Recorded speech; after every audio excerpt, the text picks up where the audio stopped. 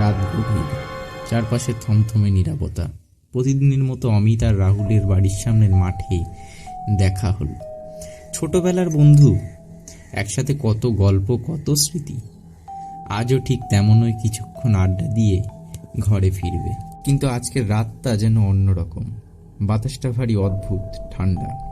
রাহুল হঠাৎ বলে উঠল, তুই জানিস এই মাঠে নাকি একটা মেয়ের আত্মা ঘুরে বেড়ায়। অমিত একটু হেসে বলল, আরে ধুর, ভূত পেত কিছু হয় না, ওসব শোনা কথা। রাহুল কিন্তু চুপ, মুখটা গম্ভীর। আমার বিশ্বাস নেই, তবে গত কিছুদিন ধরে আমি কিছু অদ্ভুত ব্যাপার লক্ষ্য করেছি। রাতে মাঠের ওই কোণায় একটা সাদা ছায়া দাঁড়িয়ে থাকে।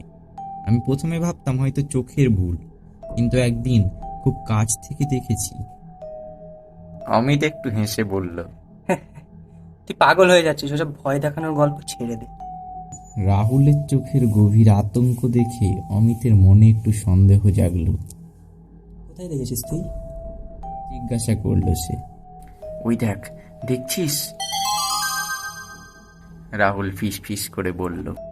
অমিতের গলা শুকিয়ে গেল। এটা কি? তুই তুই মজা করছিস তো, বল। রাহুল এবার ভীত স্বরে বলল, আমি মজা করিনি অমিত, ওটা প্রতিদিন আসে, কিন্তু কাছে এলে।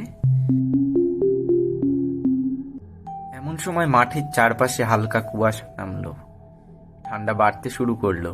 হঠাৎ করে সেই সাদা অবয়বটা মাঠের মাঝখানে এগিয়ে এলো। অমিত আর রাহুল দুজনেই স্তব্ধ।